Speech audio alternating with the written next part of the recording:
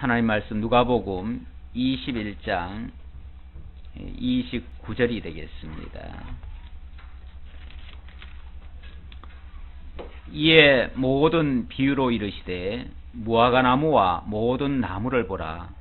싹이 나면 너희가 보고 여름이 가까운 줄을 자연히 아나니 이와 같이 너희가 이런 일이 일어나는 것을 보거든 하나님의 나라가 가까이 온 줄을 알라.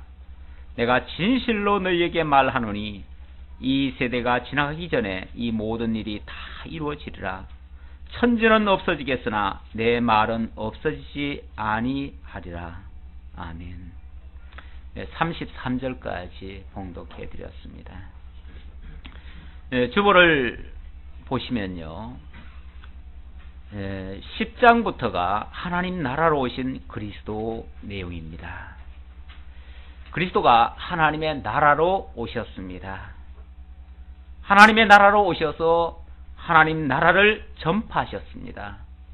그리고 제자들과 백성들에게 하나님의 나라를 교훈하고 계십니다.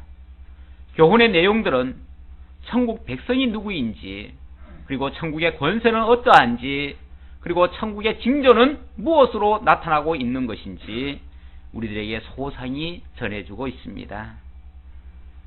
그동안 천국 백성의 모습을 소개를 했고요, 권세도 증거를 했습니다. 그리고 지난주부터는 천국에 대한 징조를 증거하기 시작했습니다. 천국에 대한 징조가 무엇이 있습니까? 첫 번째로는 전쟁으로 인한 재난이 있을 것을 말씀해 주셨습니다. 그리고 하나님을 믿는 자들에게는 엄청난 환난과 핍박이 있을 것을 말씀하신 후에 모형적인 성전, 바로 예루살렘 성전이 헐리게 될 것을 말씀해 주셨습니다. 그리고 두 번째로는 전 모든 백성들에게, 모든 인류에게 임할 내용인데요. 그러니까 아까 얘기한 것은 유대인들에게 임할 내용이었습니다. 그리고 두 번째 말씀은 전 인류에게 해당되는 말씀인데 엄청난 대환란이 있을 것을 말씀하시며 그 후에 주의 재림이 있어서 주의 재림으로 말미암아 새로운 세계가 펼쳐질 것을 약속해 주셨습니다. 대환란이 있다고 하는 것은 엄청난 충격으로 다가올 수 있는 말씀이 됩니다. 하지만 믿는 자들에게는 그 환란을 겪고 나서 오히려 주님이 재림하시고 주님으로 말미암아 새로운 세계가 열린다는 것을 말씀하셨기 때문에 우리들로서는 오히려 그날이 소망의 날이 될 것입니다. 그날을 우리가 고대할 수 있는 그런 날이 될 것입니다. 세상 사람들, 하나님을 알지 못하는 자들에게는 충격적인 이야기로만 들릴 수 있겠지만, 그러나 믿는 자들에게는 오히려 그날이 어서 오시옵소서, 주 예수여 어서 오시옵소서 하고서 기다릴 수 있는 그야말로 소망의 말씀이라 아니할 수 없습니다. 이때 중요한 것, 가장 중요한 것이 무엇인가? 물론 그 징조를 바르게 깨달아 아는 것이 중요하고요, 그 시대를 분별하는 것이 중요하고요, 또 어떻게 대처하는 것이 가장 지혜로운 방법인가를 아는 것이 중요합니다.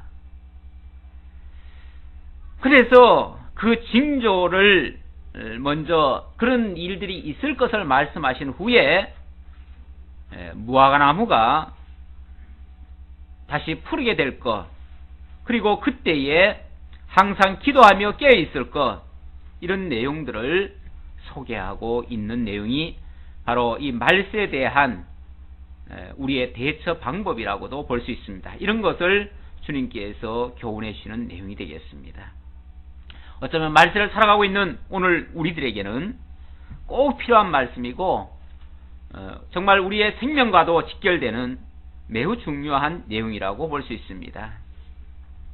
21장 29절로부터 33절 말씀은 먼저 무화과나무 비유를 통해서 천국이 가까운 줄을 깨달아 알라고 가르쳐 주시는 그러한 내용이 되겠습니다. 29절 다시 보도록 하겠습니다. 이에 비유로 이르시되 무화과나무와 모든 나무를 보라. 싹이 나면 너희가 보고 여름이 가까운 줄을 자연히 아나니 이와 같이 너희가 이런 일이 일어나는 것을 보거든 하나님의 나라가 가까이 온 줄을 알라.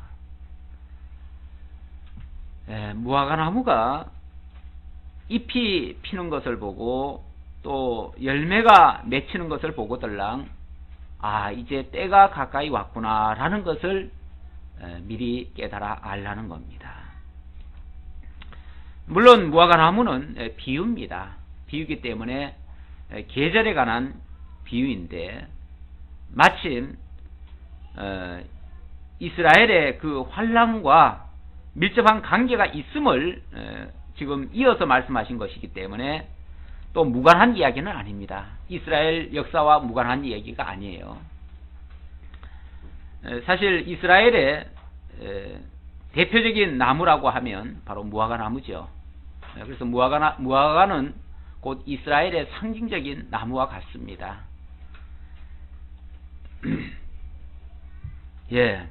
하나님께서 여러 가지 징조가 있거들랑 바로 그때가 가까이 온 줄을 기억하라고 그랬는데 과거에 이미 한 번 그런 경험을 이스라엘 백성들에게 하게 했습니다.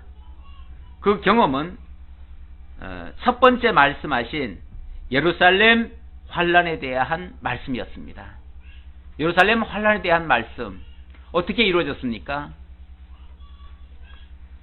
예수님께서 전쟁과 그런 환란, 핍박 이런 것이 있을 것을 말씀하시면서 너희들이 바라보는 이 성전은 날이 이르면 돌 위에 돌 하나도 남지 아니하고 다 무너뜨려지리라 이런 말씀을 하셨는데 그 당시에 이스라엘 백성들은 그 말을 믿질 못했습니다. 그런 일이 어떻게 있을 수 있겠습니까? 이 아름다운 성전이 무려 80년을 걸려서 지은 이 솔로몬 성전이 아니죠. 헤롯 성전이죠. 헤롯 성전. 그 헤롯 성전이 황금으로 지은 황금 성전인데 어떻게 그것이 회파될 수가 있단 말입니까? 그것도 돌 위에 돌 하나도 남지 아니하고 다 무너질 수가 있겠습니까? 믿고 싶지도 않았고 믿을 수도 없는 말이었습니다. 그래서 아무도 못 믿었는데 예수님의 말씀 그대로 역사는 이루어졌습니다. 주후 66년에 이스라엘 백성들은 로마에 항거하기 시작했습니다. 소위 말해서 독립운동을 일으킨 거죠. 그랬더니 로마에서는 티토 장군을 보내가지고 예루살렘 성을 에워싸고 겁박을 놓기 시작했습니다. 항복하라는 거죠. 그런데 항복을 안 했습니다. 무려 4년간을 끌다가 결국은 주 70년에 성이 무너지기 시작했습니다. 이건 뭐 역사에 다 아는 내용이죠. 그래서 주 70년에 결국은 예루살렘 성은 완전히 파괴가 되었습니다. 사람들이 차라리 항복을 했더라면 나라는 유지되고 물론 뭐 종로로서는 하겠지만 나라라도 유지가 됐을 텐데 끝까지 항복을 하지 않는 바람에 그 많지도 않은 인구 중에 3분의 1이 죽임을 당했습니다. 110만 명이 죽임을 당했습니다. 이스라엘 인구 기껏해야 그 당시 한 150만이나 됐을까 그 정도밖에 안 됩니다. 거의 전 인구가 다 멸망을 당한 거나 마찬가지입니다. 제가 지난 주간에 스가랴서를 마쳤는데 스가랴서에 보면은 3분의 2가 죽임을 당하고 3분의 1이 환란을 당할 것을 예언한 장면이 나옵니다. 그 예언한 그대로 돼버린 거예요. 결국 110만이라고 하는 그 엄청난 백성들이 다 죽임을 당하고 10여만 명은 종으로 포로로 잡혀갔습니다. 그리고 9,700명일 거예요. 9,700명 마지막 그 항전하겠다고 끝까지 남은 사람들이 있었습니다. 그 9,700명은 마사다 요새라고 하는 곳으로 그 도망을 갔지요. 그래서 요새로 들어갔으니까 요새는 마치 만리장성처럼 산 테두리를 전부 다 그렇게 에워싸고 있는 그런 곳입니다. 요새죠. 그곳에 들어가면은 끝까지 항전할 수 있으리라고 생각을 했습니다. 그런데 로마가 얼마나 지독한지 몰라요. 로마는 굉장히 장기전으로 봅니다. 전쟁을 하는데 그렇게 급하게 서두르지 않습니다.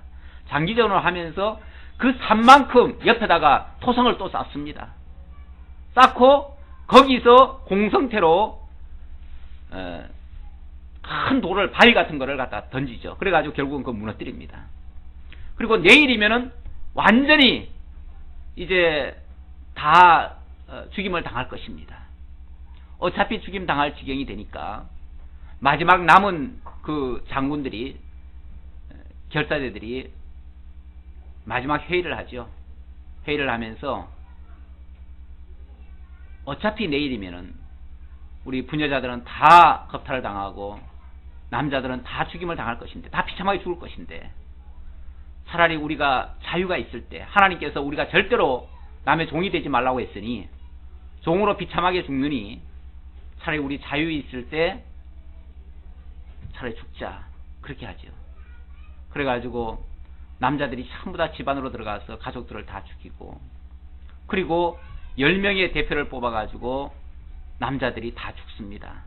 그리고 마지막에는 한 명을 뽑아가지고 그 한 명이 10명을 죽이고 마지막에는 자기도 죽습니다. 물론 그걸 통해서 이스라엘의 기상을 로마에게 보여준 그런 아주 장엄한 그런 죽음일 수도 있지만, 또 우리 다른 시각에서 보면 참 끔찍한 이야기죠. 끔찍한 이야기고 비참한 이야기고, 그렇게 해도 결국은 멸망을 당하고 말았습니다. 그 중에 한 가정이 도망을 쳐가지고 그 사실을 로마에 숨어 있다가 로마에 그 사실을 알려줘가지고 그것이 역사에 기록이 남아있기는 합니다만은 너무나 끔찍한 이야기입니다.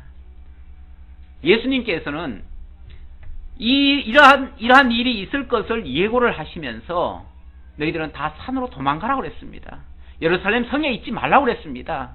그런데 오히려 그 사람들은 예루살렘 성이 자기들을 구원할 것이고 그 성전이 자기들을 보호할 것이라고 믿어가지고 꾸역꾸역 그 성 안으로 들어갔다가 결국은 다 죽임을 당한 겁니다. 몰살을 당한 겁니다. 결국은 예수님의 말씀을 믿지 못한 자들이 다 죽임을 당한 그런 대표적인 케이스였습니다. 그런 사건은 장차 미래에도 전 인류적인 그런 역사가 있을 것이다 라고 하는 것을 예언적으로 보여주는 사건입니다. 물론 지금 방금 말씀드린 것은 유대인들에게 해당되는 얘기였지만, 그리고 예루살렘 성전이 파괴됨으로써 예루살렘 성이 함락되어지고 이스라엘이라고 하는 나라가 없어지는 것으로 이루어졌지만은, 장차는 그것이 전 인류에게 일어날, 하나님의 나라가 이루어지기 전에, 직전에 일어날 그러한 현상임을 증거하고 있는 내용입니다. 그때 멸망을 당한 이스라엘은요, 아예 나라 이름 자체가 없어져 버렸습니다. 그래서 지구상에는 이스라엘이라고 하는 나라가 없어졌어요. 이스라엘 그 본토는 팔레스틴이라고 하는 이름으로 바뀌었죠. 바뀌고 그러기를 1900년 동안 유지됐습니다. 이스라엘 백성들은 온 세계로 흩어져 가지고, 뿔뿔이 흩어져 가지고 민족은 유지가 됐지만은, 그러나 나라도 잃고 언어도 잃고 모든 것 다 잃어버렸습니다. 사실 지금 이스라엘이 다시 그 히브리어를 쓰고 있지만, 이 히브리어는 그 고대 히브리어가 아닙니다. 현대 히브리어로서 이거 다시 회복한 지 그렇게 오래되지 않습니다. 지금으로부터 불과 100여 년 전에, 한 150년 전에, 그때 다시 우리 나라 일으키자 그런 운동이 일어나면서, 시오니즘이 다시 일어나면서 그때 언어를 다시 정리해서 쓰기 시작한 겁니다. 그렇게 이스라엘이라고 하는 것은 완전히 마치 죽은 나무처럼 완전히 파괴되어지고 이름 자체도 없어져 버리고, 민족들은 전부 다 전 세계 100여 개 국가로 다 흩어져 버리는, 그야말로 산산조각이 나버리고 흔적도 없어져 버리는 것 같은 그런 처지에 놓였었습니다. 그런데 1875년쯤인가요? 예, 그때부터 1895년인가요? 한 50년 전이죠. 예, 95년쯤이죠. 그때부터 독립운동이 일어나기 시작했습니다. 그리고 어떤 사람이 시오니즘, 전 세계 유대인들 모아가지고 시오니즘 운동을 벌이기 시작하면서 앞으로 50년 내에 우리나라를 회복해야 된다. 그렇게 했는데 그때로부터 정확히 50년 후에 정말 기적같이 나라가 세워졌습니다. 다시 세워졌어요. 그때가 1845년 1948년 3월 14일인가 언젠가 5월 14일 1948년 5월 14일 무려 1900년이 지난 다음에 마치 죽은 고목에서 싹이 피듯이 죽은 무화과나무가 다시 싹이 피듯이 그렇게 이스라엘은 다시 회복이 되어졌습니다. 정말 기적적인 이야기죠. 지금도 이스라엘 민족의 숫자가 그렇게 많지 않습니다. 그 본토민이 한 600만이 된다고 그러고요. 전 세계에 있는 흩어져 있는 사람들 다 포함해도 1300만 밖에 안 됩니다. 1300만이면 우리나라 인구의 한 4분의 1 정도밖에 안 되죠. 그렇게 작은 인구인데요. 지금 그들이 얼마나 지금 활짝 피어나는지 모릅니다. 마치 무화과나무 잎이 다시 피듯이 그들이 얼마나 지금 무성하게 피어나는지 모릅니다. 노벨상이 1901년도에 제정이 됐는데요. 노벨상 제정된 이래 지금까지 179명이 노벨상을 받았습니다. 유대인 중에. 우리나라는 그동안 몇 명 받았죠? 1명 받았어요. 1명. 그 1명 받은 것도 얼마나 말이 많은지 몰라요. 그걸 영광으로 보지 않고 다 그 말이 많아요. 그런데 거기는 179명이 받았어요. 나라도 제대로 없는 나라가, 나라 같지도 않은 나라가 전 세계에 다 흩어져 있는 그런 민족이 179명이 받고 있어요. 뿐만 아니라 전 세계 대부분의 금융권을 대부분 유대인들이 다 장악하고 있습니다. 정치, 경제, 심지어 이 과학, 문명까지도 이 사실 컴퓨터 같은 것도 유대인들이 개발한 겁니다.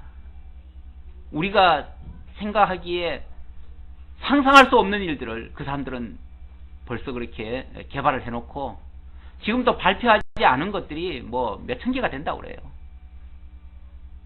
때를 따라서 그 사람들이 하나씩 발표하겠죠.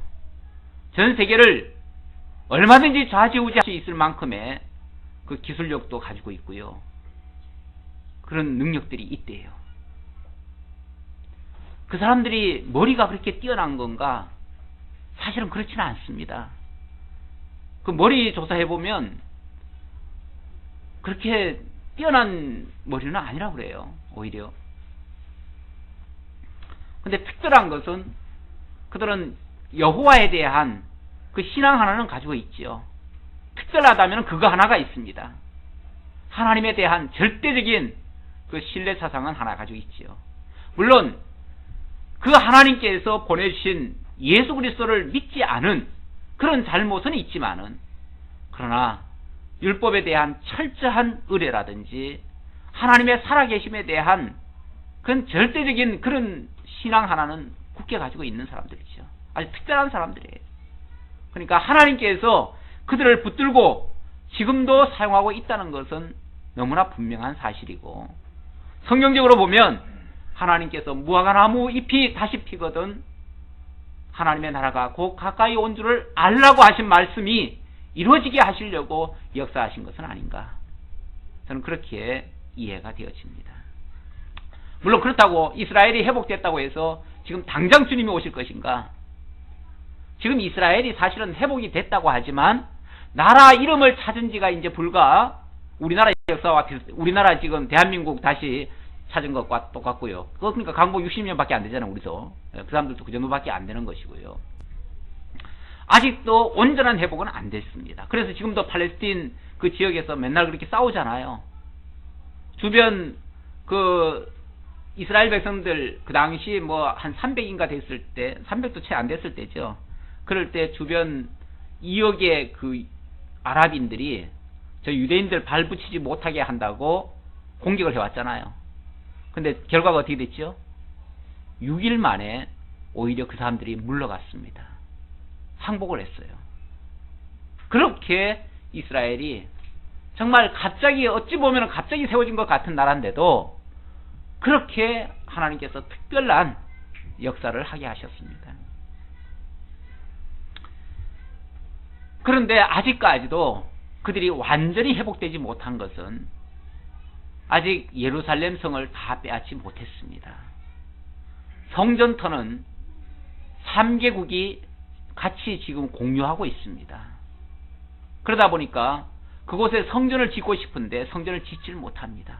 그 사람들은 아직까지 유대교 구약의 사상이 가지고 있기 때문에 그 사람들은 성전을 다시 짓는 것을 학수고대하고 있습니다. 그래서 성전 지을 준비는 다 해놓고 있습니다. 다 해놨는데 아직도 그 땅을 차지하지 못해가지고 성전을 지금 못 짓고 있는 형편입니다. 그래서 해마다 통곡의 벽에서 그 무너진 그 성터에서 메시아가 빨리 오기를 그 사람들이 지금 기도하고 있죠.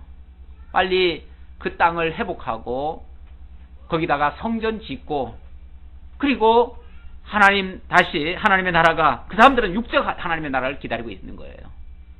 그 나라가 오기를 학수고대하고 있는데 그것이 어찌 보면 예수님의 이 말씀하신 대로 그때가 되어지면 진짜 그때는 예수님 다시 오실 것 같아요. 네. 그때가 바로 이 말씀이 하고 있는 내용과 같다고 볼 수 있습니다. 지금 그런 상황입니다.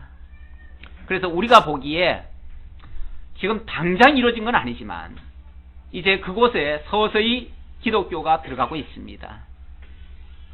지금 아랍권을 지나서 복음이 원래 들어가야 되는데 그게 정상 경로인데 아랍이 지금 아주 거대한 산맥처럼 거기를 지금 제대로 넘질 못하고 있으니까 아직까지 이스라엘에도 완전히 들어가지는 못하고 있습니다. 그러나 서서히 기독교인들이 지금 증가하고 있는 추세입니다.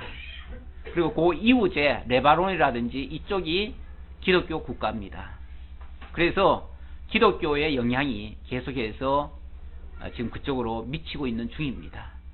그래서 기독교가 들어가고, 그래서 복음이 땅끝까지 이루어지리라고 하신 말씀대로 기독교가 들어가고, 그 땅이 이제 이스라엘이 완전히 회복을 해서 그곳에 성전을 짓는 날이 되면 그때는 틀림없이 주님께서 다시 오실 것이다. 앞서 이루어진 주님의 말씀이 다 이루어진 걸 보면 앞으로 이루어질 것도 우리가 믿을 수 있는 것이죠. 그렇죠? 예. 그러니까 이전에 그런 역사는 그러니까 이 예언의 말씀 속에는 두 가지 내용이 있는 거예요. 그 당시에 예루살렘이 파괴될 것과 그리고 장차 주님 다시 오실 것과 그 두 가지를 동시에 얘기를 하고 있는데 앞선 얘기는 이미 역사가 이루어졌기 때문에 우리는 그것을 이미 알고 있습니다. 역사를 통해서 우리가 배우고 있습니다. 그래서 그것이 이루어진 걸 보면서 앞으로 아직 이루어지지 않은 것까지 우리가 믿을 수 있는 것이죠. 그래서 오고 오는 세대들에게 이루어진 일을 통해서 이루어질 것까지 믿게 하시려고 두 가지 말씀을 하시고 역사를 진행해 가고 계시는 겁니다. 자, 이러한 때에 이런 일이 이루어질 때에 우리는 어떻게 할 것인가? 이와 같이 너희가 이런 일이 일어나는 것을 보거든 하나님의 나라가 가까이 온 줄을 알라. 내가 진실로 너희에게 말하노니 이 세대가 지나가기 전에 모든 일이 다 이루어지리라. 천지는 없어지겠으나 내 말은 없어지지 아니하리라. 네. 천지는 없어집니다. 그러나 주님의 이 말씀은 변함없이 이루어질 것이다. 그 말이죠.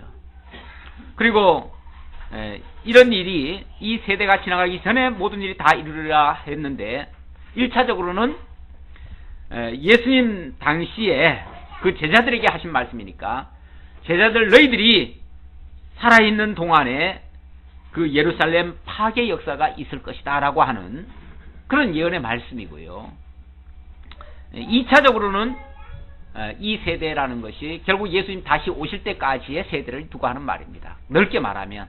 오늘 우리는 그 두 번째 말씀에 해당되는 거죠. 우리는 예수님 다시 오실 때까지 있을 자들로서 그때까지 있을 자들이 다 이 역사를 보게 될 것이다. 정말 그때 중요한 것은 무엇인가? 34절로 36절에 보니까 하나님 나라를 맞을 자는 항상 기도하며 깨어있으라고 말씀을 해주십니다. 너희는 스스로 조심하라. 그렇지 않으면 방탕함과 술취함과 생활의 염려로 마음이 둔하여지고 뜻밖의 그날이 덕과 같이 너희에게 임하리라. 이날은 온 지구상에 거하는 모든 사람에게 임하리라. 이 두 번째 내용은, 첫 번째 내용은 유대인들에게 해당되는 얘기지만 두 번째 말씀은 전 인류에게 해당되는 말씀이다. 지구상에 거하는 모든 사람에게 일어날 일이다. 이것은 바로 예수님의 재림을 두고 하는 말입니다. 예수님의 재림을 지금 증거하시면서 너희는 스스로 조심하라. 조심하라. 왜냐하면 사람들이요, 자칫하면 그것을 기억하지 못할 때가 있습니다. 데살로니가 전서라든지 베드로 전서인가 후서인가에 보면 예수님의 그 재림 또는 심판 이런 이야기는 언제나 있어 왔습니다. 있어 왔는데 사람들이 기롱을 한다는 거예요. 그런 예고가 있었지만 봐라, 아직까지 그런 역사가 있지 않지 않느냐. 오랜 세월이 지나도록 멸망이 이루어지지 않지 않느냐. 그래요. 사실 주님 오실 때의 역사는 어쩌면 그건 단회적인 이야기고 마지막 때의 이야기이기 때문에 만약에 그것이 지금 이루어졌다면은 지금 이 세상은 없지요. 이 세상은 다 끝났지요. 그러니까 끝날 때까지 주님의 약속하신 하나님의 자녀가 다 구원받을 때까지는 존속하시겠죠. 그런데 그 존속하는 것이 마치 예수님의 말씀이 안 이루어지는 것처럼 생각하는 것은 그건 너무나 큰 착각이라는 거죠.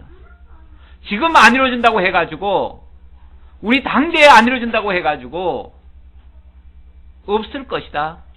그 말은 믿을 수 없다. 이렇게 하는 것이야말로 얼마나 어리석은 것인가를 지금 지적하시는 말씀입니다. 주님께서는 하루가 천년같이, 천년을 하루같이 길이 참으시는 중에 지금 모든 하나님의 택한 백성들이 돌아오시기를 기다리고 있습니다. 주님의 약속하신 그때가 이루어질 때까지 물론 심판은 보류가 되고 있습니다.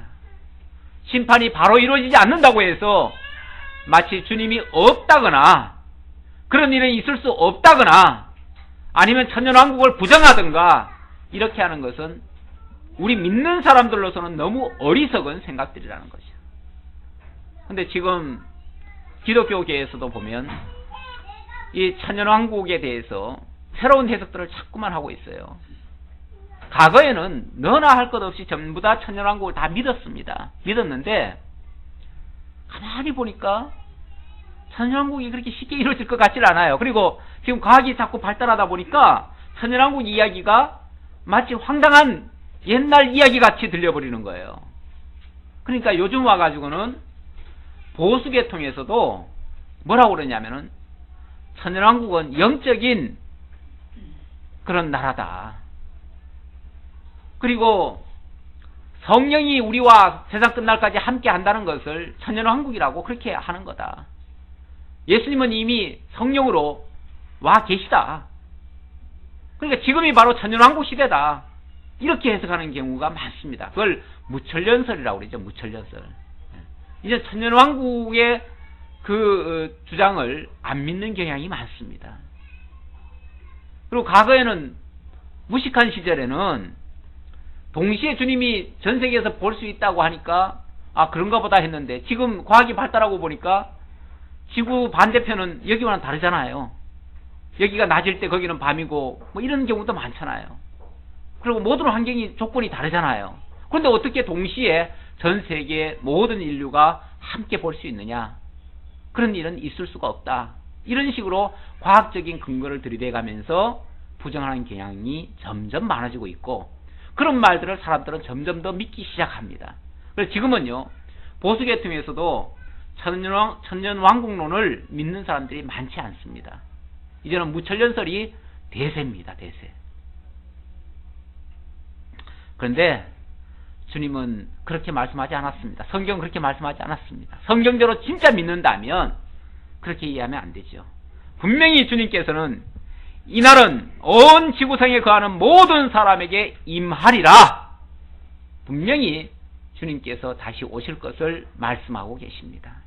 그리고 이날은 어떤 특정한 날에 한꺼번에 이루어질 것을 얘기한 것이지 지금처럼 무천년설로 계속해서 이미 있는 것처럼 언제 왔는지도 모르게 주님이 오셔가지고 함께하고 있는 것으로 그렇게 이해하는 것은 성경의 이야기가 아닙니다. 그리고 분명히 많은 증상을, 많은 현상들을 이야기를 했습니다. 앞에서 말한 무화과나무 잎이 새로 피어나는 것도, 유대가 다시 회복되는 것도, 이스라엘의 복음이 들어가는 것도, 세교권이 지금 제4의 바람이 불어가지고 자신있는 운동으로 그것이 지금 점점 복음이 들어갈 풍토가 만들어지는 것도 우연한 이치가 아닙니다. 우연한 얘기가 아니고 점점 그때를 향해서 달려가는 하나님의 역사들입니다. 지금 중동 사태도 심상치 않잖아요. 중국도 북한도 그 자스민 혁명이 그 바람이 자기들한테 미칠까봐 전전긍긍하고 있어요. 네.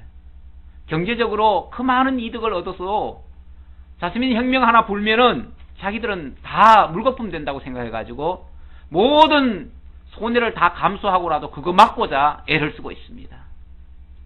그런데 이 바람이라고 하는 거는요, 성경에 보면 하나님이 사방의 천사들을 붙들어다가 각각 지역에 흩어가지고 바람을 불게 하십니다. 이 세상 바람도 그냥 저절로 일어나는 바람이 아니고요, 하나님이 일으키시는 바람이에요. 하나님이 일으키시는 바람이에요. 그 바람을 사람이 막으려야 막을 수가 없어요. 오죽하면 알제리, 리비아, 이집트 그 사람들, 그 왕들, 그 독재자들 자기네들은 저런 나라처럼 안 당한다 해가지고 자기네들은 미리 그걸 막겠다고 방법을 다 강구했잖아요. 그런데 어떻게 됐습니까? 결국은 무너지잖아요. 이게 바람이에요. 단순한 사건이 아니에요. 어느 한 나라에서 일어나는 단순한 사건이 아니고 하나님께서 복음이 땅끝까지 가게 하시려는 하나님의 거대한 역사의 물줄기 속에 그 내용이 담겨져 있다 그 말이에요. 그래서 거스릴 수가 없어요. 이런 징조들을 지금 우리들에게 보여주고 있습니다. 그런데 이런 사실을 알지 못하는 것이 무엇이냐면 그게 바로 방탕함과 술 취함입니다. 현실에 매여 살면서 그저 무엇을 먹을까 무엇을 입을까 거기에만 급급하면서 하나님의 역사는 바라볼 줄 모르고 하나님의 역사는 어떻게 되어지는지 알지도 못한 채 내 일신의 안녕이나 추구하면서 그저 그냥 살아가는 사람들, 그거 다 잊고 사는 사람들이에요. 술 취한다니까 꼭 술 먹는 것만 가지고 얘기하지 마세요. 이 술이라고 하는 기능 자체가 뭐냐면 잊게 하는 기능이거든요. 하나님을 잊어버리게 만들고 부모 자식도 잊어버리게 만들고 하나님의 역사도 잊어버리게 만들고 모든 걸 다 잊어버리게 만드는, 그리고 자기가 추구하는 거기에만 빠져있는 자들, 그게 방탕함입니다. 그게 술 취함입니다. 지금이 어느 때인데요, 깨어서 정신을 차려야 할 때인데 여전히 정말 가치롭지 않은 곳에 마음을 빼앗기고 쓸모없는 것에 힘을 내 모든 정력을 다 투자하고 거기에 취해가지고 하나님에 대한 내용은 다 잊어먹고 사는 사람들, 그게 바로 방탕함과 술 취함입니다. 생활의 염려로 마음이 둔하여지고, 생활의 염려. 늘 사람들이 왜 자꾸 그렇게 잊어먹게 되냐면 너무 그냥 내 눈앞의 것에 그냥 급급한 거죠. 좀 멀리 내다볼 줄 모르는 거죠. 좀 여유가 있어야 좀 멀리도 내다볼 텐데, 무엇을 먹고 무엇을 입으며 어떻게 살까, 당장 거기에만 그냥 매달리다 보니까 그게 다 생활의 염려죠. 주님께서 제일 우리한테 당부한 것은 너희는 무엇을 먹을까 무엇을 마실까 염려하지 말라. 이런 것들은 다 너희 아버지께서 천부께서 준비한다. 너희는 그의 나라와 그의 의를 구하라. 이 모든 것 위에 하나님이 더하시리라 그러셨는데, 그의 나라와 그의 의를 구하지 않는 자들이 바로 이렇게 방탕함과 술 취함으로 빠지게 될 것이다. 그렇게 되어지면 뜻밖이란 말은 자기가 생각지도 못했던 때에, 알지도 못하던 때에 그날이 덕과 같이 너에게 임하리라.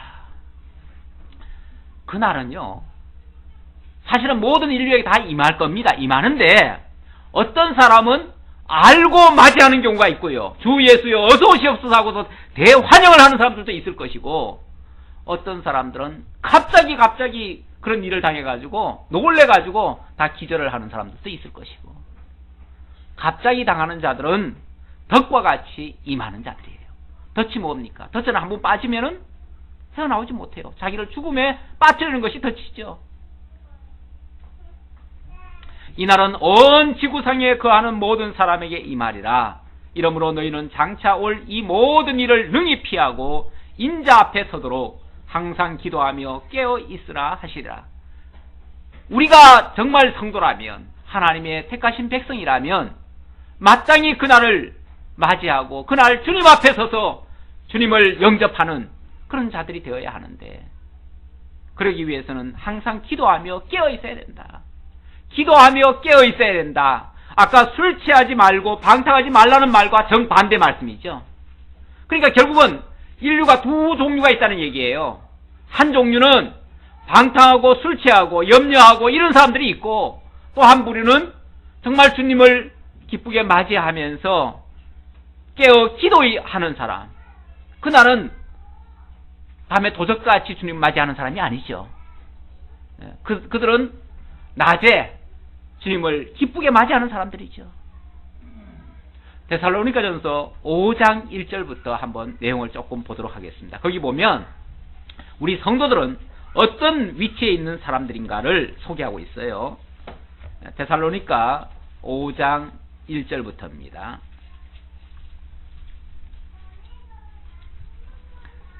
형제들아, 때와 시기에 관하여는 너희에게 쓸 것이 없으면 주의 날이 밤에 도둑같이 이룰 줄을 너희 자신이 자세히 알기 때문이라. 예수님은 밤에 도둑같이 오시겠다라고 말씀하신 바가 있어요. 그러니까 거기에 대해서 지금 말씀을 하는데, 밤에 도둑같이 온다는 말이 무슨 뜻인가? 그들이 평안하다 안전하다 할 그때에 임신한 여자에게 해산의 고통이 이름과 같이 멸망이 갑자기 그들에게 이르느니 결코 피하지 못하리라. 도둑같이 임한다는 말은 평안하다, 안전하다, 좋다. 지금 세상이 얼마나 좋은 시대입니까? 돈만 있으면 세상에 뭐 부러울 것이 없고 걸릴 것이 없습니다. 정말 편하고 좋은 세상입니다. 이런 세상에 뭐가 예수님이 아쉽고 하나님의 나라가 뭐 필요합니까? 그냥 현실이 좋은 거죠. 그렇게 살다 보면 그런 자들에게는 분명히 주의 날이 도둑같이 임할 것이다 라고 말씀하셨고요. 4절, 형제들아 너희는 어둠에 있지 아니하며 그날이 도둑같이 너희에게 임하지 못하리니. 형제들, 하나님의 택한 백성들에게는 도둑같이 임하지 않는데요. 왜냐하면 너희는 다 빛의 아들이요 낮의 아들이라. 우리가 밤이나 어둠에 속하지 아니하나니 그러므로 우리는 다른 이들과 같이 자지 말고 오직 깨어 정신을 차릴지라. 같은 말이죠. 같은 말인데 바로 낮에 있다, 빛의 아들이다 하는 말은 뭐냐면 기억하고 있다는 거죠. 하나님을 기억하고 있고 하나님의 역사를 기억하고 있고 하나님이 말씀하신 그 말씀을 기억하고 있으니까 그 나라를 소망하는 자들이죠. 그런 자들에게는 결단코 주님께서 갑자기 도둑같이 임하지 않는다 그 말이에요. 그래요. 주님이 정확히 어떤 모습으로 오는지는 우리 솔직히 잘 몰라요. 주님 분명히 마한 백성이 다 보는 앞에서 오신다고는 했는데 각자에게 다 보도록 하실 겁니다. 하는데 그걸 못 볼 자들도 있죠. 왜? 밤에 도둑같이 전혀 생각지 못하던 자들은 멸망으로 다가올 것입니다. 그러나 기억하고 사모하는 자들에게는 정말 주님을 기쁨으로 영접할 수 있는 그날이 될 것입니다. 이거는 분명한 하나님의 약속의 말씀입니다. 그러니 어떻게 할 것인가? 자는 자들은 밤에 자고 취하는 자들은 밤에 취하되 우리는 낮에 속하였으니 정신을 차리고 믿음과 사랑의 호심경을 붙이고, 믿음과 사랑의 호심경, 우리가 살아있는 동안에 우리가 갇히고 우리가 우리 몸으로 지켜야 될 일들이 뭐냐면 바로 믿음과 사랑이다 그 말이에요. 뿐만 아니라 우리를 확고하게 붙들어줄 그러한 구원의 투구가 있는데 그게 바로 뭐냐면 소망이라는 거죠. 결국 믿음과 사랑, 소망, 이 세 가지가 우리에게 아주 절실히 필요한, 우리 신약시대에 우리 성도들이 갖춰야 할 가장 중요한 덕목들이라, 이렇게 지금 증거해주는 말씀이 되겠습니다. 계속 마지막 조금만 더 보고 마치도록 하겠습니다.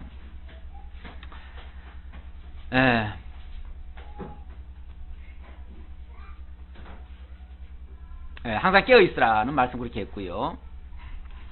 37절부터 38절, 예수께서 낮에는 가르치시고 밤에는 머리 뚫 곳이 없어가지고 산에서 쉬시는 장면을 소개하고 있습니다. 예수께서 낮에는 성전에서 가르치시고 밤에는 나가 감람몬이라 하는 산에서 쉬시니 모든 백성이 그 말을 씀을 들으려고 이른 아침에 성전에 나아가더라. 여기 밤에는 산에 가서 쉬시고 이른 아침에는 성전에 나와가지고 가르치시고, 밤에는 산기도 하고 아침에는 새벽기도 하고 어떤 사람들은 이 말씀을 가지고 근거로 해서 산기도와 새벽기도의 당위성을 이야기하시는 분들도 있어요. 물론 우리 좋은 의미에서 깨어있자고 하는 측면에서, 늘 말씀을 상고하고 깨어있자는 측면에서 그게 나쁘다는 의미는 아닙니다. 그러나 이 말씀의 그 본뜻은 지금 산기도해라, 그게 깨어있는 거다, 이 말 하려는 게 아니에요. 밤에 잠 안 자는 게 깨어있는 것이 아니라는 거예요.